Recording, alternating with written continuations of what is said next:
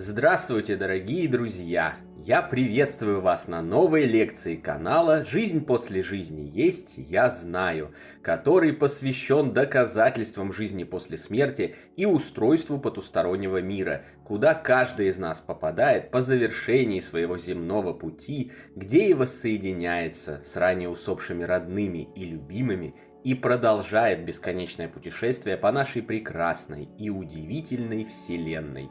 Дополнительную интересную и полезную информацию за пределами лекций, ответы на вопросы о жизни после смерти, мини-влоги о моей жизни и даже приятное и позитивное общение в чате вы найдете в нашем телеграм-канале. Ссылка на него в описании видео и на экране.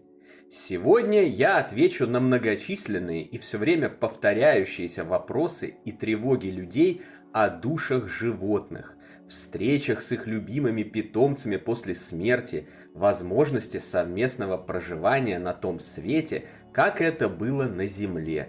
И все смогут выдохнуть и успокоиться, потому что в этом видео вас ждут только хорошие новости. Итак, начнем.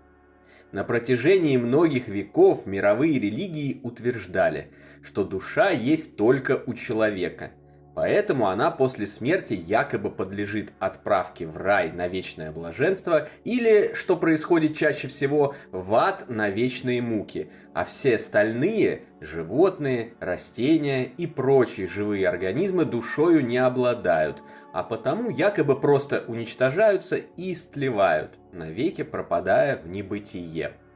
Эти вредные заблуждения и манипуляции созданы теми, кто никогда не любил животных, никогда даже близко не взаимодействовал с ними и не понимает сути любви, как и сути природы жизни вообще, в принципе.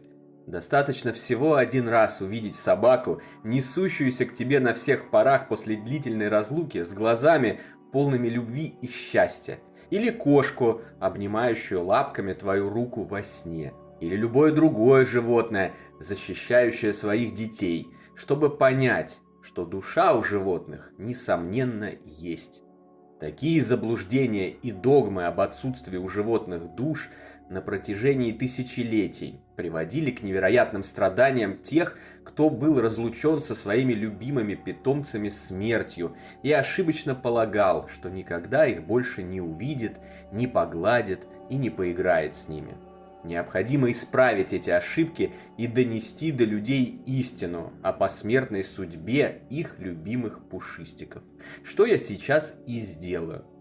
Энергоинформационная структура, или как мы привыкли ее называть душа, есть у всего на свете. Научные исследования так называемых биополей это наглядно подтверждают.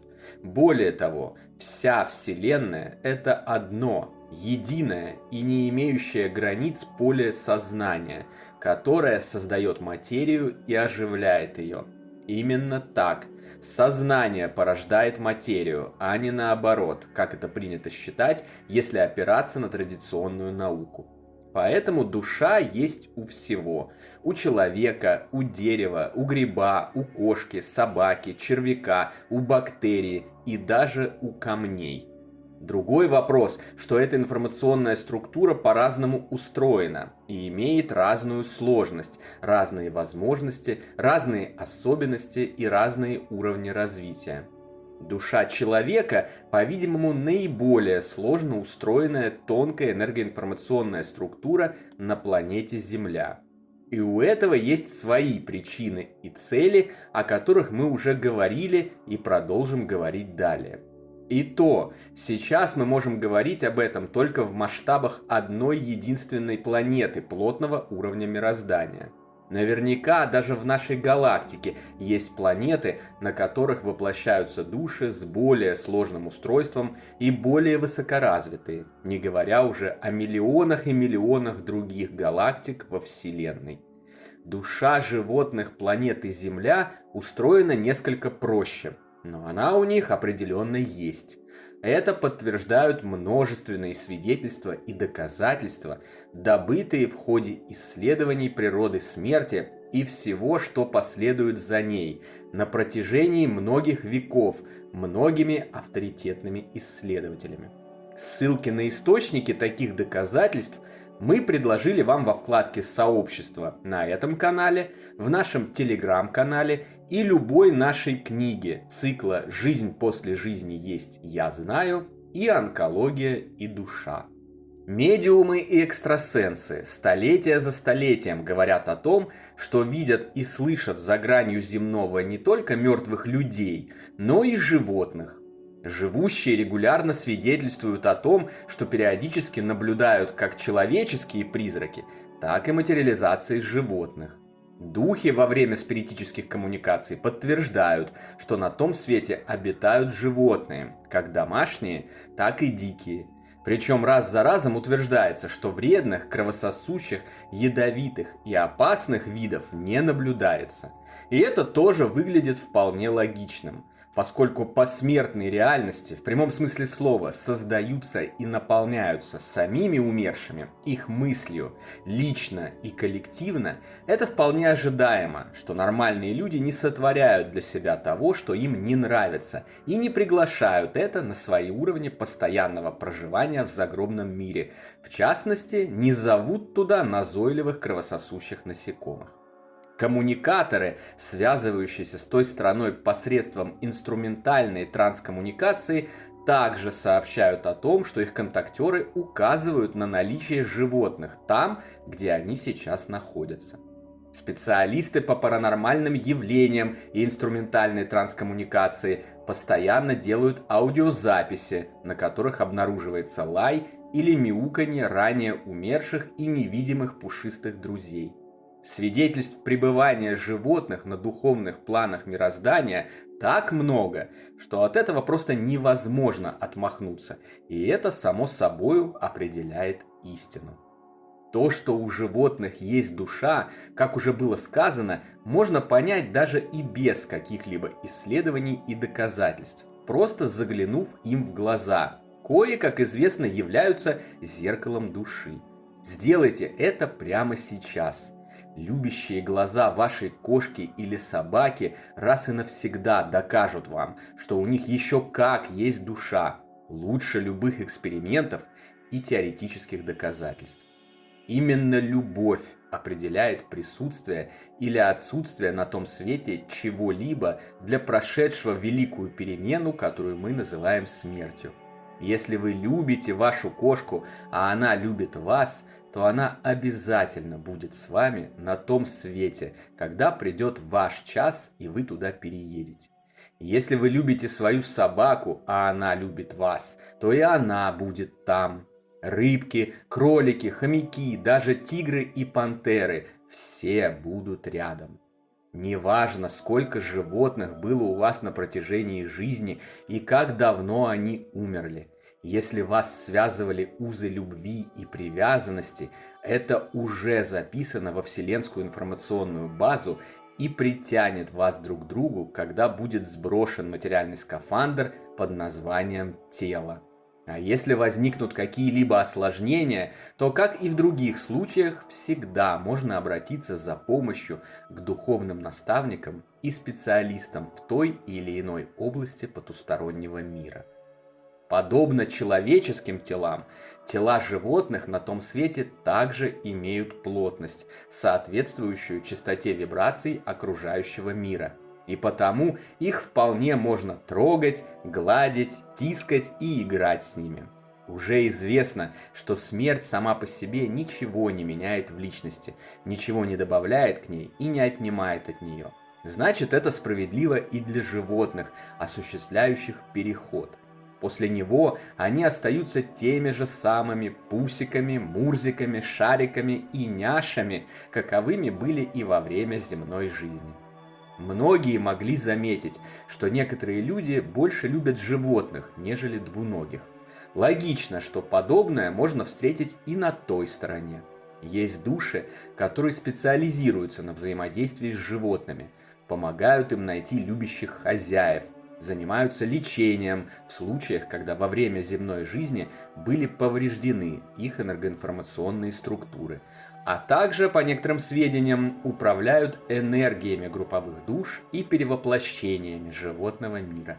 Не стоит беспокоиться и о том, что ушедший раньше хозяина питомец будет брошен на том свете. Нет, именно духи-специалисты по животному миру помогают им, присматривают за ними и заботятся о них, пока не придет черед их хозяина покидать землю и воссоединяться не только со своими любимыми людьми, но и с питомцами. Вы спросите, откуда берутся такие специалисты? Как и все остальное, они просто появляются в зависимости от своих устремлений и прогрессируют в своих умениях. Есть те, кто после смерти окружает себя животными, сосредотачивается на интересной деятельности, заниматься которой не мог позволить себе во время земной жизни, и отлично проводит время, искренне наслаждаясь всем этим. Иногда такие специалисты зарождаются еще здесь, в земной жизни. Например, в нашем не вполне нормальном мире существует стереотип полусумасшедшей женщины-брошенки в возрасте, живущей с кошкой и никому не нужной.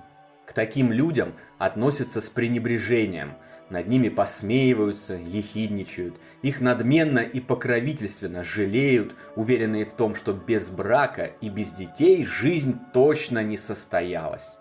Сами же такие поверхностные носители стереотипов и заблуждений готовы вступать в любой брак, даже откровенно несчастный брак без любви, и плодить детей без возможности их содержания и организации им благополучной судьбы, лишь бы следовать глупым человеческим стереотипам.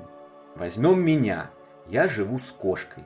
С прекрасной кошкой-няшей, которая умнее и добрее многих людей.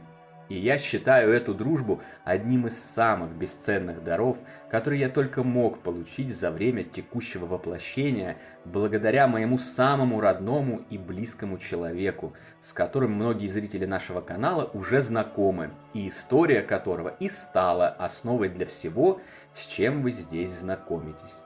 Ну а если кому-то нравится считать меня полусумасшедшей женщиной-брошенкой, что ж, это их личное дело. А мне очень даже хорошо. Разумеется, няша будет рядом со мной и после Великого Перехода, вместе с остальными моими, уже ушедшими на тот свет, замечательными, родными и любимыми людьми и пушистыми друзьями. И хоть я не буду заниматься животными после перехода туда, у меня несколько иной профиль и спектр занятий, но более чем очевидно, что такая деятельность на том свете может быть более чем профессионально организована в силу наличия у многих других людей таких интересов. На той стороне, судя по обобщенному массиву информации о жизни после смерти, созданы великолепные условия не только для хороших людей, но и для животных. Там им тоже не нужно думать о выживании, о пропитании, о добыче пищи. Можно сосредоточиться на интересной деятельности, беззаботно резвиться на прекрасных лугах, полях, среди красивейших деревьев и цветов, проводить время с любимыми двуногими друзьями и ни о чем не беспокоиться. Все страдания, боли и печали, как и у людей, достойно проживших свои жизни, останутся в нашем мире. И это замечательно. Но мы, в свою очередь, следуя божественным принципам любви и помощи всем вокруг, можем снизить количество этих страданий уже сейчас, организуя любую помощь и поддержку животным, жертвуя в надежные и проверенные приюты деньги, покупая для них корм и прочие необходимые вещи, подкармливая тех, кто остался на улице, взяв хотя бы одно из таких несчастных созданий в свой теплый и уютный дом. Поверьте, добрая Вселенная обязательно отблагодарит вас за такой добрый поступок уже здесь, на земле, не говоря о том, что на том свете каждый поступок, исполненный добра и любви, строит для вас прекрасную реальность, прекрасное окружение, невероятно великолепный дом и организует в нем ремонт по самым лучшим мировым стандартам. На сегодня это все, дорогие друзья. В следующий раз мы разберемся в том, как связаны болезни духа и тела, и как психические проблемы влияют на заболевания биологического тела, а также узнаем, что делать, чтобы забыть о любых досадных болячках навсегда. Не забудьте про наш Телеграм. Там интересные публикации, приятное общение с единомышленниками продолжаются постоянно, круглосуточно, без обеда и выходных. Встречаемся на новой лекции здесь же, на нашем канале. А пока всего вам самого лучшего, волшебного и замечательного.